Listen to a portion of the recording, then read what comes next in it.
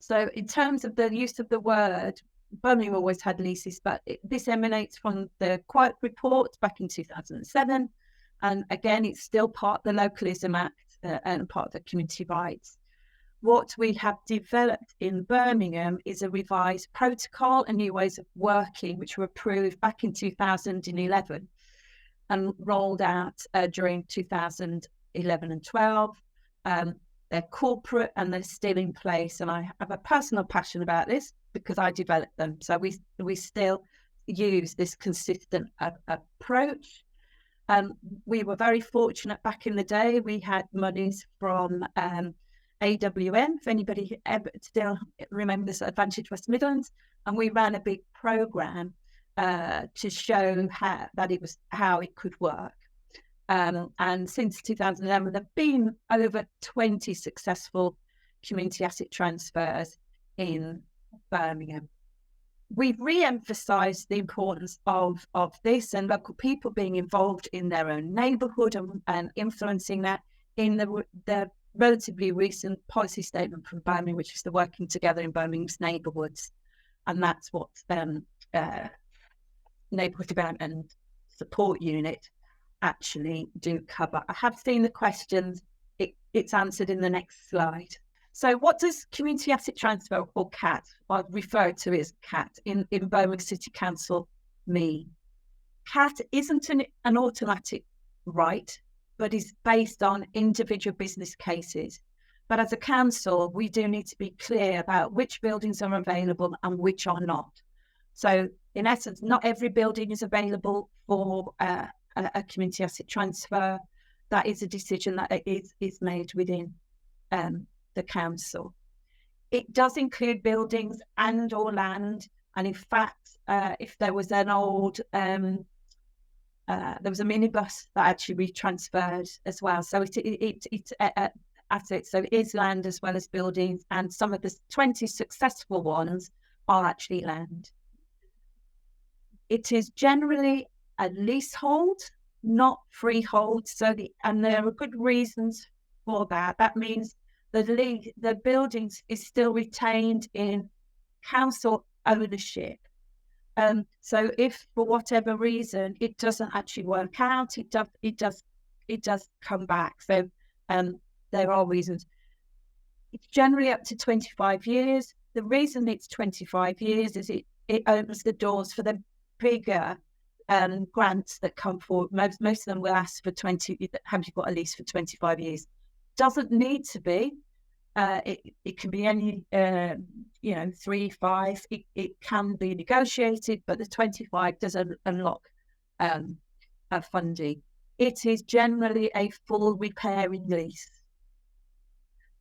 So you take buildings in the condition that they are. An economic rent is set for that building. It is offset then by something called valuing worth, which I will cover. So we no longer do peppercorn. I never liked those, because what we do now is we value the quality of the organisation rather than just say every building will go out with a peppercorn. And it goes to the buildings can only go to not-for-profit community organisations. So you have to have an asset lock. You can't be making profit. So the CAT is actually about taking on a building. An asset of community value is about registering a building. You're not making any commitment to run or take over that building. So from March 2011, CAT should be a consistent and positive process across all of the council. So wherever you come, wherever the building is, it would go through exactly the same process. So how do we do it in Birmingham? So generally, when buildings are that it's decided they are up for disposal. Horrible word, I don't like it, but disposal is technical. It does mean that things can actually go out for rent. It doesn't automatically mean they're being disposed through sale. we would usually advertise in the most appropriate places, also using community, if it in a local area, so it goes out in local circulations as well, seeking an expression of interest for that building. And a community organisation have to give an outline business case, i.e. how they think they would be able to manage that building. Generally, we run open mornings or information sessions so you can view the site. And then there's an assessment and a shortlist of those expressions of interest and an interview of shortlisted organisations.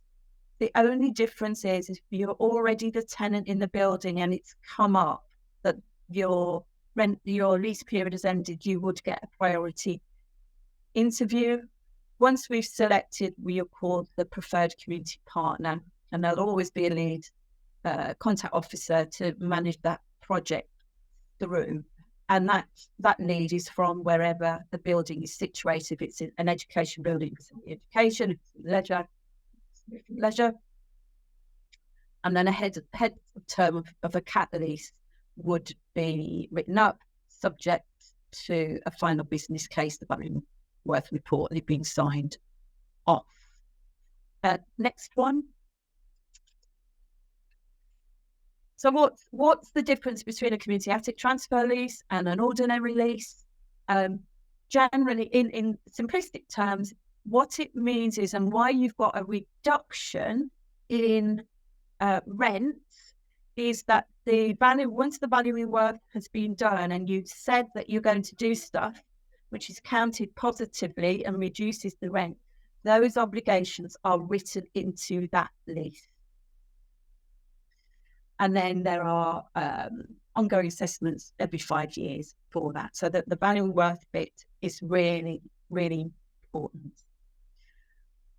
So what's valuing worth? This is something we developed ourselves, a bespoke toolkit to measure the social value of the community organisation and its impact on that asset transfer. So it's a social value tool in theory. We developed it just before social value came in. So there are values and measures within it that you write in, and you go through the form and it gives you a final pounds, shillings and pence figure.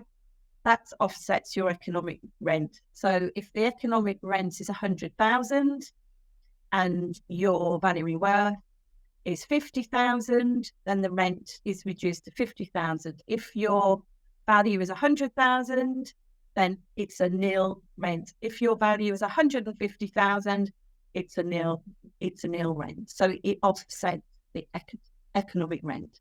But what we're doing is rewarding the positive aspects of community organisations as a qualitative process. That value worth form is undertaken by the organisation itself, but guided through by whoever the contact officer is.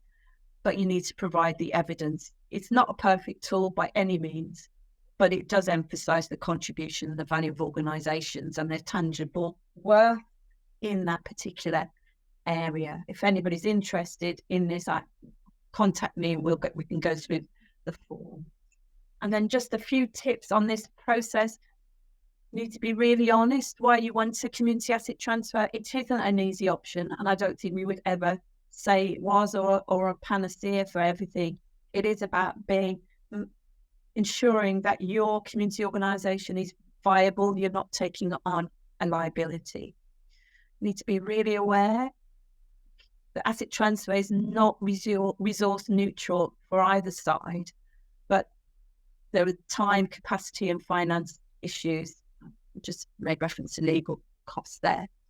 Go and get advice, independent advice and research on governance and funding, and ask lots of questions. Find friends.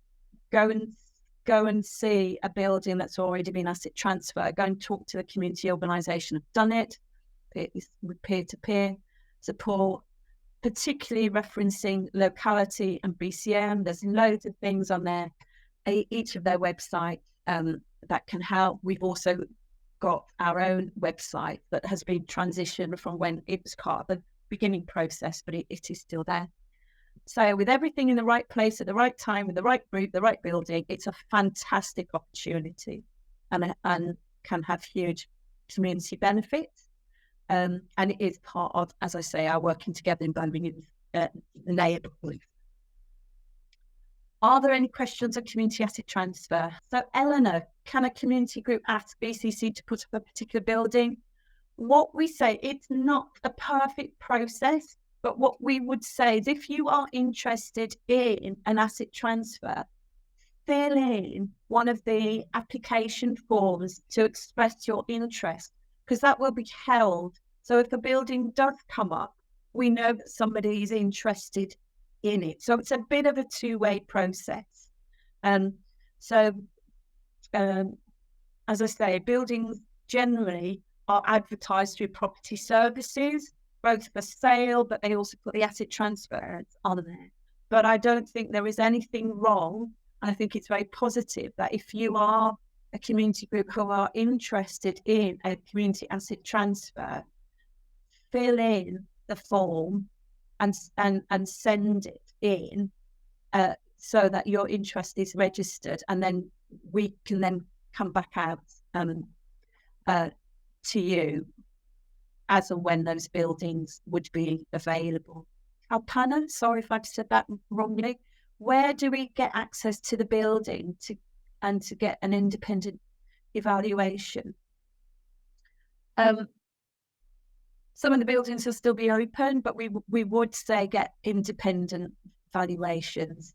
But I think with CAS, and I know there were some people on the call who've actually got buildings, it is all about communication. You just need to ask if you could go into that building or take somebody with you when there's an open day. So it's just about keeping those channels open. Would BCC see cats and an advantage to them at the moment financially? I can't answer that on this trade. We're giving information at the moment. Nothing has come out. What I can say is I see the advantage of community asset transfers for neighbourhoods who want to have more influence and stay in their own neighbourhood. And that's irrespective of the current position that the council are in. If there aren't any more, I think we've covered them all in the questions. We'll just go on to the Community Ownership Fund, because I think this is another bit of information that's quite useful for groups to be aware of. So there is a government fund. It's not huge, but it is there, which started in 2021 and will run till the end of March. This is the Community Ownership Fund. Their expression of interest is always open, but there is actually the next bidding window. The closing date is there next week. But there are 4 bidding windows each year at regular intervals. This Community Ownership Fund will support the purchase and or renovation costs of a community asset. It does not cover community asset transfer. So this is if you are purchasing somewhere, and you can bid for 50% match funding. The majority of it is capital, but there is some revenue in there. I think it can be no more than 20%. But you need to prove the value of the asset and its long-term viability. So you can see where it's sort of, you need to develop the same arguments as you would do for an asset of community value. The link to the DLUP pages is on the slides. It looks as if it's come off there, but I will make sure it's on the ones that go out. If you go and look on the government pages, there are 4 strategic objectives that they put down that you need to meet in terms of for the Community Ownership Fund, that it provides that investment for community to sustain community assets that might be otherwise lost for community use, strengthen the capacity and capability in communities, helping them to shape their places and develop sustainable community businesses, to empower communities in left behind places to level up, they're key words at the moment, aren't they? And to strengthen direct links between places across the UK and the UK government. Locality as an organisation, we've talked about locality already. On their website, My Community, they've got lots of information on there, and the type of support that is available if you're wishing to write up for Community Ownership Fund, including webinars and case studies. And actually now in Birmingham, we are aware that there has been a successful organisation in Birmingham. Rachel mentioned it to me the other day over in Harborne, and its name's gone out my head, Rachel. It's Morpool, that's right. Yeah. So they've actually been successful. A number of organisations have applied but not been successful in Birmingham. But it's important to add this because it is another option, and it gives you some more information around where you could possibly go for funding. And I think, having rushed through those, the very last slide is our contact details. You can either contact via the generic ndsu@birmingham.gov.uk or directly to myself or Rachel on any of the subjects we've covered today. If you've got some specific questions related to a specific building.